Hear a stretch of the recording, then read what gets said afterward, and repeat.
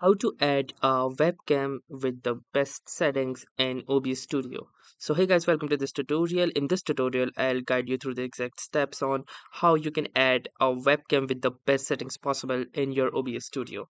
So the first thing that we're going to do is go to the sources right here, and within the sources, we're going to click onto this plus icon. Now this particular menu list appears, and from here, we're going to choose the video capture device or the VCD. Now, once you click onto the VCD, you can click onto this create new if you're creating a new, or if you are taking configurations from an existing VCD, you can choose existing. So we're going to click onto this create new and you can name it as it is or change the name as per your preference, and you can also view the preview by clicking onto this check mark that says make source visible.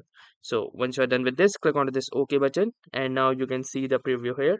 Currently my preview is not visible because I have switched off my camera, and you can also select the device that is connected to your PC. So this is my inbuilt webcam. Now within this we have some other settings, like you can configure the video, like changing the brightness, contrast, hue, saturation, sharpness, gamma, white balance, etc. And you also have camera control, so you can basically zoom in and focus as well. This is currently disabled in my case since my camera is disabled, but in your case it would be most likely be enabled.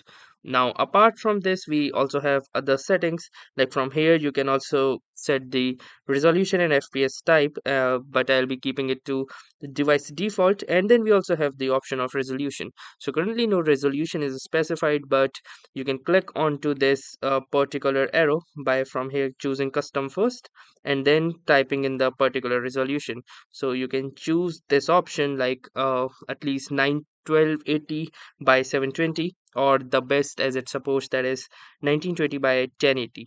So once you choose this, you can also set the FPS. I can choose it to the highest FPS as well. And from here, we also have the option of video format. So you can have any or my JPEG. I'm going to choose my JPEG, which works best in my case. We also have color space and color range as well. So I will also choose it to full, but also it consumes a lot of resources and uses extra RAM and storage. So apart from this, you can also play around with different settings and eventually find out the best configurations that work for you. And once you are done with this, you can click onto this OK button to set these. So that was all for this tutorial. Thanks for watching and have a nice day.